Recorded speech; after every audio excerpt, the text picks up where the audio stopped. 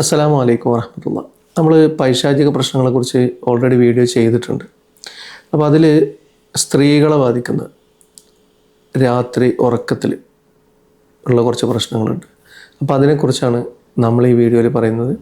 വീഡിയോയിലേക്ക് എല്ലാവർക്കും സ്വാഗതം.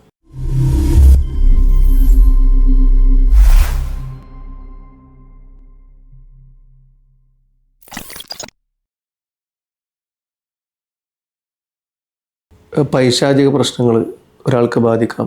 പൈശാചികമായിട്ടുള്ള ജിന്നബാധകളായിട്ട്, അല്ലെങ്കിൽ അതിന് ചില ആളുകൾ പല പേരും വിളിക്കും. ഇപ്പോൾ റൂഹാനി ബാധ എന്ന് വിളിക്കുന്നവരുണ്ട്, ഗന്ധർവ ബാധ പോലത്തുള്ള പൈശാചിക പ്രശ്നങ്ങളുണ്ട്, ചേക്കുട്ടി, കരിങ്കുട്ടി, അങ്ങനെ പല പേരുകളിലും വിളിക്കാം. നമുക്ക് അതൊക്കെ ചില കാര്യങ്ങളൊക്കെ ചിലപ്പോൾ ഈ പല പേരിൽ വിളിക്കുന്നതൊക്കെ പലതിനും പല തരത്തിലുള്ള വ്യത്യാസങ്ങളുണ്ടാവും. അപ്പോൾ ഓരോരുത്തരെ ബാധിക്കുന്നത് വ്യത്യാസം ഉണ്ടാവും. അപ്പോൾ ഓരോരുത്തരുടെ മാനസിക, ശാരീരിക, സാമൂഹിക ഇതനുസരിച്ച് ചില പ്രശ്നങ്ങളിൽ വ്യത്യാസപ്പെട്ടിരിക്കും. അതായത് ഓരോരുത്തരെ ബാധിക്കുന്ന പ്രശ്നങ്ങളിൽ ചില വ്യത്യാസങ്ങളുണ്ടാവും. അപ്പോൾ ഇതിൽ ഇങ്ങനെ ഒരു ബാധ ഉണ്ടെങ്കിൽ, നമുക്ക് പൈശാചിക പ്രശ്നങ്ങൾ ഉണ്ടെങ്കിൽ അത് രണ്ട് രീതിയിൽ നമ്മളിതിനെ കാണേണ്ടതുണ്ട്. അതായത് നമ്മളിപ്പോൾ ഉണ്ടാകുന്ന കുറേ ലക്ഷണങ്ങൾ, പിശാച് ബാധിച്ച് നമുക്ക് കുറേ പ്രശ്നങ്ങൾ ഉണ്ടായി കഴിഞ്ഞാൽ അത് നമ്മൾ കുറേ കാലം ഇങ്ങനെ അനുഭവിക്കുമ്പം നമ്മളിപ്പോൾ അതിൻ്റെ ലക്ഷണങ്ങൾ പറയാം, നമുക്ക് അതിൻ്റെ കാര്യങ്ങളും പറയാം. അപ്പോൾ എന്നാലും നമുക്ക് കുറേ ദിവസങ്ങൾ നമുക്കിങ്ങനെ അനുഭവിച്ചു കഴിഞ്ഞാൽ അതൊരു മാനസിക പ്രശ്നങ്ങളും കൂടിയായിട്ട് നമുക്ക് വളരും. അപ്പോൾ അതിനെക്കുറിച്ചും കൂടി നമുക്ക് ഈ വീഡിയോയിൽ പറയേണ്ടതുണ്ട്.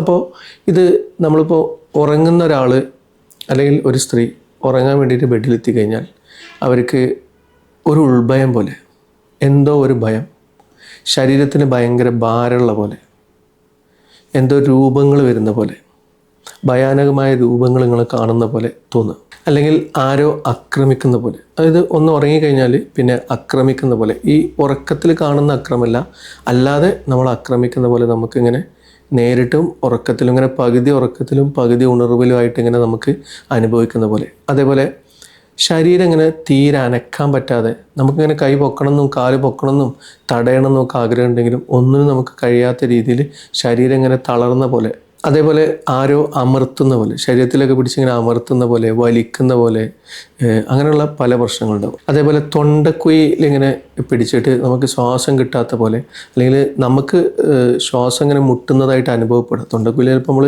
ഇങ്ങനെ കൈ കൊണ്ട് പിടിച്ച് നോക്കുമ്പോൾ ചിലപ്പോൾ കൈ ഒന്നും പിടിച്ചതായിട്ടൊന്നും ഉണ്ടാവില്ല, പക്ഷെ നമുക്ക് ഭയങ്കരമായിട്ട് ശ്വാസം കിട്ടാത്ത പോലെ, അല്ലെങ്കിൽ തൊണ്ടക്കുയിൽ ആരോ ഇങ്ങനെ മുറുക്കി പിടിക്കുന്ന പോലെയുള്ള ഒരു ഫീൽ നമുക്ക് ഉണ്ടാവും.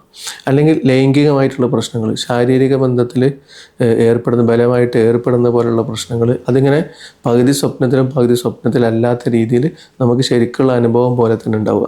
അതേപോലെ ശരീരത്തിൽ ഇങ്ങനെ ഭയങ്കരമായിട്ട് തടവുന്ന പോലെ, ഞെക്കുന്ന പോലെയുള്ള പ്രശ്നം, ഈ നനവ് സ്പർശം ശരീരത്തിൽ ഇങ്ങനെ ഉണ്ടാവുന്ന പോലെ ഉണ്ടാവുക. ഇതൊക്കെ നമുക്ക് ഉറക്കത്തിൽ പല രീതിയിൽ ഓരോരുത്തരുടെ, ഇത് ചിലപ്പോൾ രണ്ട് അനുഭവങ്ങളുള്ളവരുണ്ടാവാം, ഇതിലെ ഒരേ പ്രശ്നങ്ങളുള്ള ആളുകളുണ്ടാവാം. അതായത് ഒരു പ്രശ്നം തന്നെ മാത്രമുള്ളവർ, ഇതല്ലെങ്കിൽ ഇപ്പോൾ നമ്മൾ ഈ പറഞ്ഞ കാരണത്തിൽ ഒന്നോ രണ്ടോ കാരണങ്ങളുണ്ടാവാം. ഇനി ഇത് തന്നെ വീട്ടിൽ ഒരാൾക്ക് മാത്രമുള്ള ചില സ്ഥലങ്ങളുണ്ടാവും. ഇനി എല്ലാവരും അനുഭവിക്കുന്നവരുണ്ട്. ഇപ്പോൾ ഉമ്മ, മക്കൾ, ഉമ്മുമ്മ, അപ്പോൾ അങ്ങനെ 3-4 തലമുറകളുണ്ടെങ്കിൽ അവർക്കൊക്കെ ഉള്ളതായിട്ട്, അല്ലെങ്കിൽ ജ്യേഷ്ഠത്തി അനിയത്തിക്കുള്ളതായിട്ട്. അപ്പോൾ ഇങ്ങനെയൊക്കെ പല ആളുകൾക്കും പല കാര്യങ്ങളും നമ്മളെടുത്ത് വരാറുമുണ്ട്, പല ആളുകളും ഇത് പറയാറുമുണ്ട്. അപ്പോൾ ഇതിന് നമുക്ക് ഇങ്ങനെ ഉണ്ടാകുമ്പോൾ നമുക്കൊരു പൈശാചിക പ്രശ്നങ്ങളാണ്. അപ്പോൾ ഞാൻ നേരത്തെ പറഞ്ഞ പോലെ, ഇപ്പോൾ ചില ആളുകൾ റൂഹാനിയത്ത് എന്ന് പറയും, ചില ആളുകൾ ഗന്ധർവ ഇതെന്ന് പറയും. അപ്പോൾ ഒക്കെ ഈ ചില ആളുകൾക്ക് പല പേരുകളും, ഇപ്പോൾ പിശാചിന് പലതരം പേരുകൾ, അല്ലെങ്കിൽ ജിന്നിന് പലതരം, നമ്മൾ ആക്രമിക്കുന്നതായിട്ടുള്ള പിശാചിനെ നമ്മൾ പലതരം പേരുകളിട്ട് വിളിക്കും. ഇനി ഇങ്ങനെയൊക്കെ ഉണ്ടായി കഴിഞ്ഞാൽ നമുക്ക് രാവിലെ ശരീരത്തിന് ഭയങ്കര വേദന, അതായത് എല്ലാ കിണപ്പിലും, എല്ലാ അവയവങ്ങളുടെ ഉരുപ്പുകളിലും കിണപ്പുകളിലൊക്കെ ഭയങ്കര വേദന ഉള്ള പോലെ ഉണ്ടാവുക. അതേപോലെ ഭയങ്കരമായിട്ടുള്ളൊരു ഉൾഭയം, ഭയങ്കര നിരാശ, എന്തോ ഒരു നഷ്ടപ്പെട്ട പോലെ, അല്ലെങ്കിൽ എന്തോ ഒരു ആങ്സൈറ്റി ഉള്ള പോലെ നമുക്ക് തോന്നാം. ഇപ്പോൾ നമ്മളിങ്ങനെ കുറേ ദിവസങ്ങൾ നമുക്ക് ഇങ്ങനെ അനുഭവിക്കുമ്പോൾ നമുക്കുണ്ടാകുന്ന ഒരു പ്രശ്നം, നമുക്ക് പൊതുവെ ഉറക്കം കുറയും. ഇപ്പോൾ നമുക്ക് ഉറക്കിൽ ഇങ്ങനെ ഒരു പ്രശ്നം തുടരെ 1-2 ദിവസങ്ങൾ വന്നു കഴിഞ്ഞാൽ നമ്മൾക്ക് പൊതുവെ ഉറക്ക് കുറവായിരിക്കും. അപ്പോൾ അതിൻ്റെ ക്ഷീണം നമുക്ക് പിറ്റേന്ന് രാവിലെ ഉണ്ടാവും. നമുക്കിതൊരു പകൽ ചിലപ്പോൾ ഉറങ്ങുന്നവരുണ്ടാവും. ഇനി അതേപോലെ തന്നെ പകൽ ഉറങ്ങിക്കഴിഞ്ഞാൽ സ്വാഭാവികമായിട്ടും പിറ്റേന്ന് രാത്രി ഉറക്കം കുറവായിരിക്കും. അപ്പോൾ അതിൻ്റെ ടെൻഷനും ഉണ്ടാവും. അഥവാ ഉറങ്ങിപ്പോയാൽ ഇപ്പോൾ കുറേ നേരം ഉറക്കം കിട്ടാതെ ഇങ്ങനെ കിടക്കും. എന്നിട്ട് നമ്മൾ ഉറങ്ങിപ്പോയി കഴിഞ്ഞാൽ ഇതേപോലത്തെ പ്രശ്നങ്ങളുണ്ടാവും. ചില ആളുകൾ ഈ പ്രശ്നം ഉണ്ടാവുമല്ലോ എന്ന് കരുതിയിട്ട് രാത്രി ഉറങ്ങാതിരിക്കുന്ന ആളുകൾ ഉണ്ട്. അവർ നമ്മോട് പരാതി പറയാറുണ്ട്. അപ്പം ഇങ്ങനെ പ്രശ്നങ്ങളുള്ളതുകൊണ്ട് രാത്രി ഉറങ്ങൂല, എന്തെങ്കിലുമൊക്കെ വായിച്ചിട്ടോ അല്ലെങ്കിൽ എന്തെങ്കിലും മൊബൈലിലൊക്കെ കണ്ടിട്ടോ അങ്ങനെ നേരം വെളുപ്പിക്കുന്ന ആളുകളുണ്ട്. കുറേ ആളുകൾ നമ്മളോട് ഈ കാര്യത്തിൽ പരാതികൾ പറയാറുണ്ട്. കുറേ ആളുകൾക്ക് നമ്മളിത് ചികിത്സിക്കാറുണ്ട്. അപ്പോൾ നമ്മൾ ഇത് നമ്മൾ വളരെ ചില ആൾ പുറത്ത് പറയാനൊക്കെ ഒരു ഭയം ഉണ്ടാവും. ചില ആളുകൾ പുറത്ത് പറയൂല. ചില ആളുകൾ ഒറ്റയ്ക്ക് ഇപ്പം ഇതിങ്ങനെ ഉണ്ടാകുന്ന ആളുകൾക്ക് ചിലവർക്ക് ഒറ്റയ്ക്ക് കിടക്കാൻ തന്നെ പേടിയായിരിക്കും. ഒറ്റയ്ക്ക് കിടക്കുന്ന അവസ്ഥ അവർ ഒഴിവാക്കും. അതേപോലെ മാനസികമായിട്ട് ഭയങ്കര സമ്മർദ്ദം ഉണ്ടാവും. കാരണം നമുക്ക് പൊതുവേ ഉറക്കം കുറഞ്ഞാൽ തന്നെ ഒരു ആങ്സൈറ്റി ഉണ്ടാവും. പോരാത്തതിന് ഇങ്ങനത്തെ പ്രശ്നങ്ങൾ ഉണ്ടാകുമ്പം നമുക്ക് മാനസിക സമ്മർദ്ദം വളരെ കൂടുതലാവും. പിന്നെ ഇതൊക്കെ നമ്മൾ കുറേ കാലം അനുഭവിച്ചു കഴിഞ്ഞാൽ ഇപ്പം നമ്മളൊരാളടുത്ത് പോയിട്ട് ഇപ്പം നമ്മളതിനുള്ള ചികിത്സകളും അതിന് മാറാനുള്ള കാര്യങ്ങളൊക്കെ ചെയ്ത് കഴിഞ്ഞാലും നമുക്കൊരു പ്രശ്നം ഉണ്ടാവും. അതായത് ഇങ്ങനത്തെ കുറേ പ്രശ്നങ്ങൾ നമ്മൾ നിരന്തരം ഇങ്ങനെ അനുഭവിച്ച് അല്ലെങ്കിൽ അഭിമുഖീകരിച്ച് വരുമ്പോൾ നമ്മൾ ട്രോമയിൽ വരും. ഈ ട്രോമ നമ്മളെ മാനസികമായിട്ടും അഫക്റ്റ് ചെയ്യും. അതായത് ഇപ്പോൾ നമ്മൾ കുറേ ദിവസം നമുക്കിങ്ങനെ അനുഭവിച്ച് കഴിഞ്ഞ് ഇനി അത് മാറിയാൽ പോലും നമ്മളത് വിട്ടുപോകാൻ കുറേ ടൈം എടുക്കും. ഇതൊരു യക്കീന് കിട്ടാൻ, മനസ്സിനൊരു ഉറപ്പ് കിട്ടാൻ എനിക്ക് ഞാൻ അങ്ങനെ വരില്ല അല്ലെങ്കിൽ അങ്ങനെ ഉണ്ടാവില്ല. കാരണം നമുക്ക് ഉറക്കം നഷ്ടപ്പെടുന്നതുകൊണ്ട് തന്നെ ഉറങ്ങാൻ പേടി വരിക, ഉറക്കം സ്ഥിരമായിട്ട് നഷ്ടപ്പെടുക, അല്ലെങ്കിൽ പകൽ ഉറങ്ങി ശീലാവുക, അങ്ങനെയൊക്കെ ഉണ്ടാകുമ്പോൾ നമുക്ക് ഇത് വരുന്നതുകൊണ്ട് നമുക്ക് മാനസികമായിട്ടും ഇത് ബാധിക്കും. അപ്പോൾ ഇതിനിപ്പോൾ നമ്മൾ സാധാരണ ഇതിൽ പൈശാചിക പ്രശ്നങ്ങൾക്കുള്ള ചികിത്സ ചെയ്താലും ചിലപ്പോൾ 2-3 വട്ടം എടുത്ത് വരേണ്ടി വരും. നമ്മളവർക്ക് കുറച്ച് മാനസികമായിട്ടുള്ള ഇതിനുള്ള കൗൺസിലിങ്ങോ അല്ലെങ്കിൽ ചികിത്സകളും കൂടി നൽകേണ്ടതായിട്ടും ഇതിന് വരും.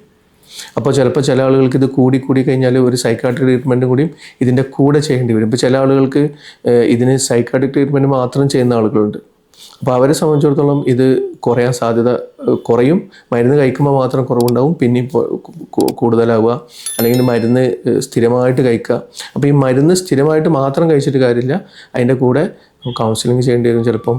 പൈശാചിക പ്രശ്നങ്ങളായതുകൊണ്ട് തന്നെ അതിനുള്ള ചികിത്സ നമ്മൾ നിർബന്ധമായിട്ട് ചെയ്യണം. അപ്പോൾ അത് ഓരോരുത്തരെ ബാധിക്കുന്നത് എങ്ങനെ, എത്ര കാലം ബാധിച്ചു, എന്തൊക്കെ പ്രശ്നങ്ങളാണ് അവർക്ക് ഉണ്ടാവുന്നത്, അവർക്ക് അതിനുള്ള ശാരീരികമായിട്ടും ഉള്ള അടയാളങ്ങൾ എന്തൊക്കെ ഉണ്ടാവുന്നുണ്ട്, അതേപോലെ അതെങ്ങനെ എത്രത്തോളം അവരെ മാനസികമായിട്ട് ബാധിച്ചിട്ടുണ്ട്, ഇതൊക്കെ പരിഗണിച്ചിട്ടാണ് നമ്മൾ ഇതിന് ചികിത്സിക്കേണ്ടത്.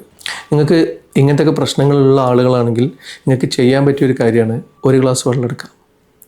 അതിൽ 3 ഫാത്തിഹ, 3 ആയത്തുൽ കുർസി, 3 ആമന റസൂൽ, ഇഖ്ലാസ് 3 വട്ടം, ഫലക്ക് 3 വട്ടം, നാസ് 3 വട്ടം.